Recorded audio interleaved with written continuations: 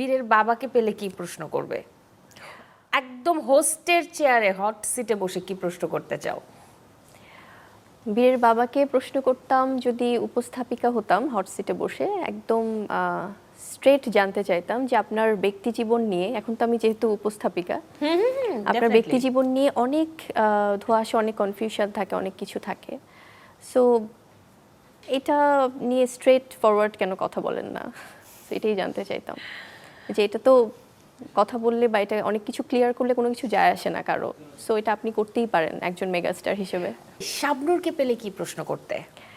শাবনূর আপুকে পেলে প্রশ্ন করতাম যে শাবনূর আপুর এত সুন্দর একটা ক্যারিয়ারে, এত চমৎকার একটা ক্যারিয়ারে, ওনার সবচেয়ে পছন্দের সহশিল্পীকে, অবশ্য অনেকগুলো নাম আসবে, বাট স্পেসিফিক একটিই জানতে চাইতাম।